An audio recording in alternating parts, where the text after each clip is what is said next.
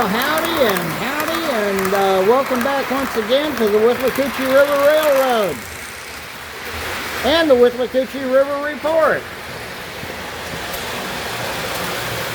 The report where you will be highly offended by my compelling rhetoric. Of course you will.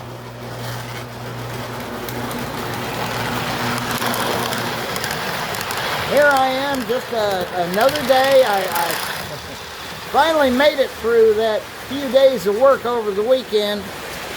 We'll talk about it when we get back from the intro.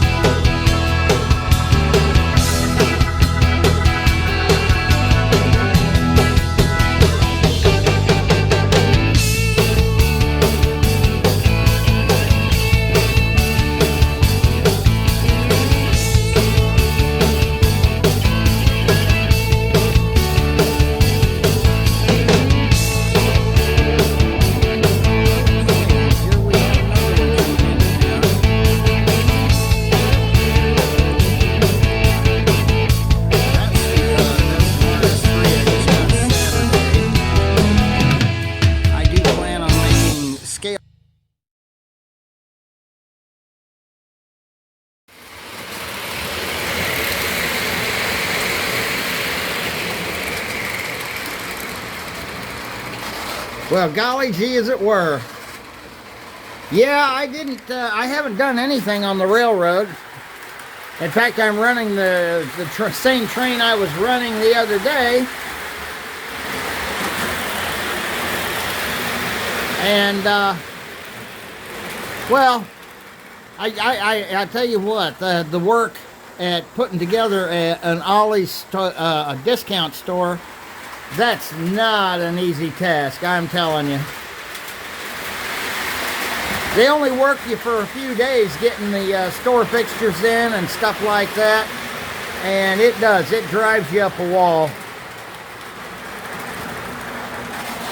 And then you have, well, while you have, you know, one particular boss that knows what he's doing, but then you got another one that thinks she knows what she's doing, come back and pulling you off of what you're doing to do something else after the bigger boss told you to do. You know, oh boy.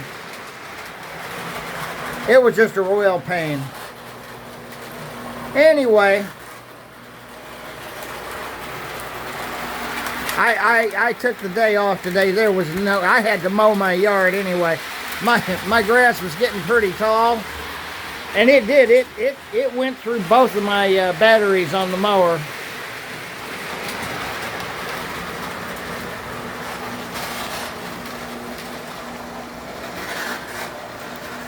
So,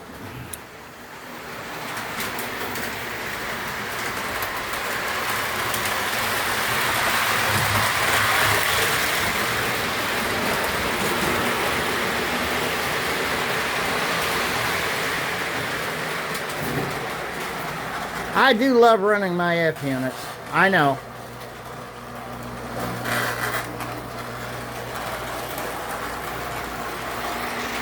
Let's bring her in and park it, and we'll talk about a few things, shall we?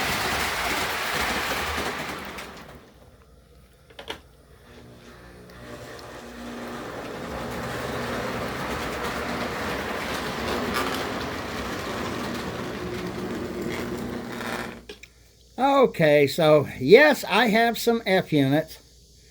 I do love my F units.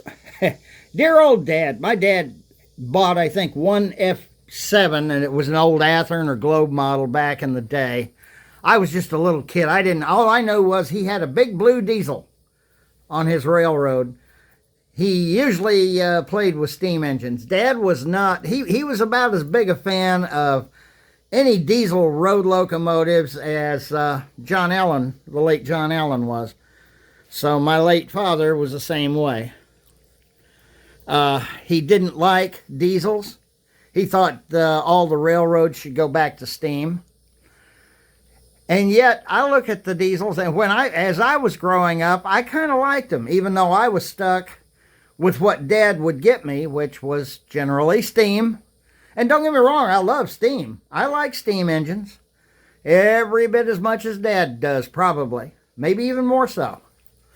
I love the big boy. I love the Berkshires. I love and I grew up at a time when the current models on the market were all built by River Rossi. Models like that, the Berkshire and the you know, and of course, current models for the F units were also available. Atlas was already bringing in their O scale F9. They also had their HO scale FP7. Ironically, they had their FP7 done up in the Santa Fe Yellow Bonnet. And here I've got the War Bonnet FP7s by Menards. And that, you know, I want to talk about, you know, should we, in our three-rail world, should we even consider making all that many changes to our units to make them a little more realistic? I know that you can go and buy Atlas O units, and the A units, if Atlas O brings out F units or possibly even E units, they provide you with a way to put a fixed pilot on it. And of course, as I think Eric Siegel of Eric's Trains pointed out, you know, once you do that, you can't go back. You can't change it back. It's the same way pretty much on these Menards units. The Menards units, the reason I worked at modifying those so much is you know, there's not a lot of money in those. They're not big dollar engines. If I'd have paid $600 for them, that would be, you know, or $500 a piece, you know, or whatever. Yeah, that would be one thing, I guess. No, I got, let's see, I got this F unit here for $60. That B unit frame, it came with a body shell that was all broken up. In Pennsylvania, mind you. It would have matched this unit perfectly. But unfortunately, the body shell was shattered and had parts missing. Sad, too, because, I mean, you could see the beauty and the detail in it, which was just as good as this A unit here. And it would have, like I said, it would have matched that. Instead, I've got I'd still have a K-line drive in it, but that happens to be a B unit shell from Williams, which it's okay. I can accept that. I'll live with that. It works. If I ever find another Pennsylvania shell from K-line, though, you better believe I'm probably going to try to get it for next to nothing. But I have $10 in on that. $15 if you include the fact that shell was included with a bunch of other shells and bits and pieces that I got from my buddy John. I paid $80 for the Menards powered unit and $30 for the dummy unit. I'm not going to tell you who did that for me. That's, you know, they have a right to their privacy. I paid $75 for that one, for the Western Pacific F3. And then my only other set of F units is an ABA set of Lackawanna units by Williams. And they run great too. They're great runners. And I paid $1.25 for those. Not bad for that full set. And that set was in like brand new condition when I got it. So I couldn't complain. If you're like me, I'd like to put all fixed pilots on all my A units. like I did to the Menards units. Now, the wonderful thing is with the Menards units, they give you a pilot that already looks halfway decent. I doubt seriously you could get the parts for it, though, so I doubt seriously you could order those pilots. The dummy unit, everything's plastic. I think even the truck side frames are plastic on that.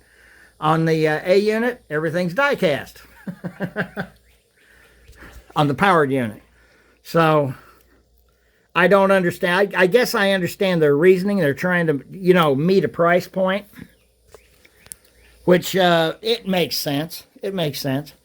You'll notice that I've got KD couplers on the front of both of my FP7As. I call them FP7s because they are longer than the stock F7, which is fine. That doesn't hurt anything. The prototype is four full feet longer. The prototype FP7s were. Now, the Santa Fe never had them, and I keep reiterating that. Santa Fe never had them. However, Atlas had them in HO scale on their FP7. They had the Santa Fe yellow bonnets. And and I would imagine in S scale, when American Models brought out their FP7, they probably did the Santa Fe war bonnet as well. I would not put that past them at all. That was back in the 80s, and nobody was really that particular. There is not that much difference in the appearance between the Menards F units and, of course, the K-Line units and, of course, the Williams units. Not that much difference at all. Now, that being said, you can see that K-Line pilot looks a little chunky, and it really looks hokey when it goes around a curve. I mean, they work, and maybe that's the best I can ask for, but I'd like to put fixed pilots on them. Finding the old P&D pilots, not the easiest thing in the world. Those old P&D pilots are pretty nice. And then, of course, I would, since all of my K-Line units only run in one direction anyway, I could just put a single dummy coupler up front or something and be happy with that. That being said, where I've got this here, I could use either unit as the head end unit. So that's how that would work. Because this one's powered, that one's a dummy. But and that's why I've got KD couplers on the nose. The KD couplers again. And for those that, because there's maybe new people that come along, they will mate up with the O-gauge couplers on my passenger cars or freight cars if I decide to run a freight train with them. I have pulled freight cars with these units. I don't care to keep pulling freight cars with them. I got them for the war bonnet scheme, and they look right pulling my Santa Fe passenger cars. But like I said, they came out with pretty much a proper F unit pilot, and it can be, as you can see, I modified it to fit and work. I need to cut off those fake air hoses from the couplers, though, because they do interfere with some of the track operations here. But outside of that, they work fine. You just got to be sure and get them in correctly if you're gonna do that. Like I said, I don't think I can get any more of those F unit pilots from Menards. I doubt seriously Menards sells any parts. However, if you can find junkers, and junkers are going to come up sooner or later, these engines are basically selling like hotcakes. Be just my luck, they'll be of such high quality they last forever. But just like Norm Charbonneau, who puts... Now, you can make that choice. You can make the choice to put KD couplers on every piece of rolling stock. But you got to remember that when you do that, once you start cutting couplers off the trucks, because you know these are all Talgo, all these 3-rail couplers are Talgo couplers. And you know that's how they work. The only, even these little shorties over here, they're even attached to the truck, so they're still Talgo couplers, even though it's a dummy coupler. But if you decided to ever go with 100% KD couplers, which I'd never trash anybody that does that. I do consider it every once in a while, consider doing that myself. I'd have to have a whole lot more couplers in stock to do that with. But the reason I did that was because, one, while the Menards couplers worked fine, they did what they were supposed to do, they looked horrible. They stuck out way too far, especially at the back end of each unit, because it spread this unit out to almost 10 feet between the units, which, anybody that knows anything about F units would know that 2 units coupled together like that should only be about 3 feet apart. So that's something to obviously consider.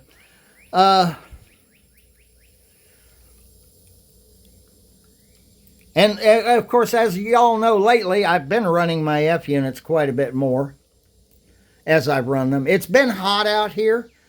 And like I said, over the weekend, I worked a job. We're putting an Ollie's in over there near where we live in Brooksville. So with Ollie's coming to town, they had to get the store set up. There's no merchandise in there yet. But we had plenty of shelves to put in. We had plenty of...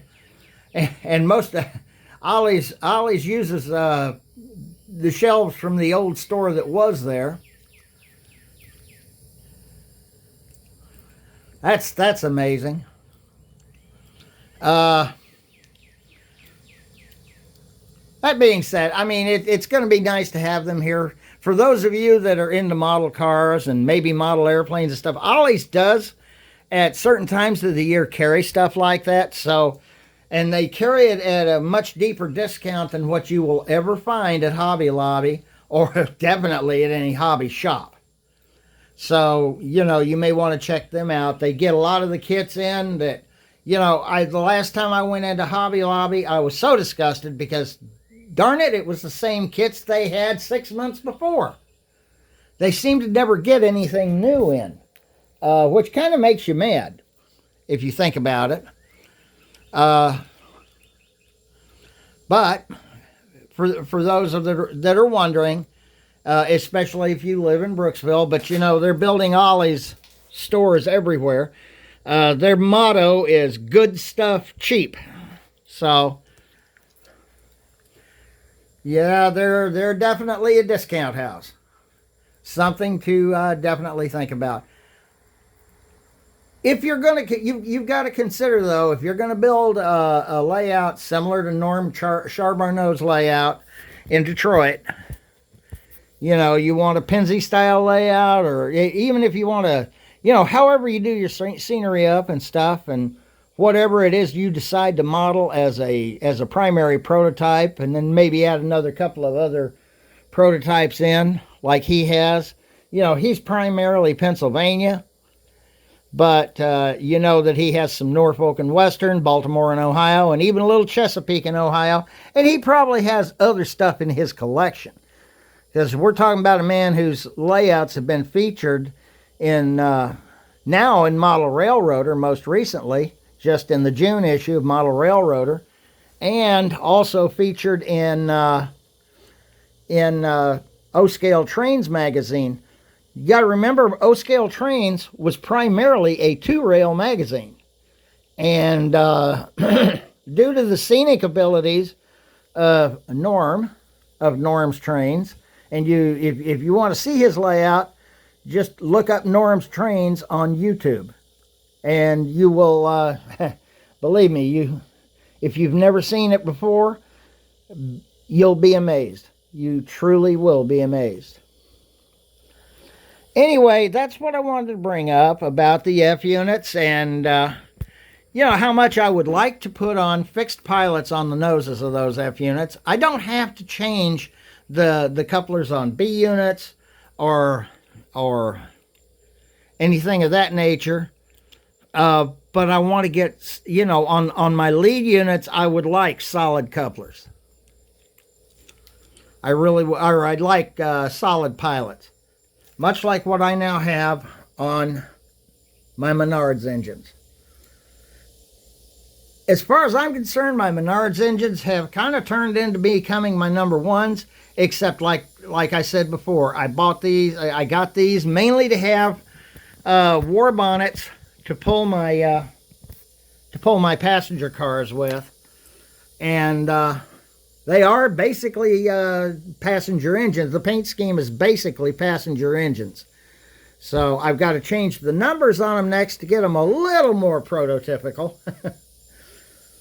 But aside from that, they're darn good looking units, and I am more than pleased with them. So, what I would say to you is, if you're interested in doing that, go back and watch my video on how I did the Menards Mods Madness series on Monday Night Madness. And of course, we're not done with those engines. We got more details and stuff we got to add to these engines. But in the meantime, I'm going to run. Let's run a train, shall we? Yeah, I know this one has no sound, so I guess it's not as exciting. But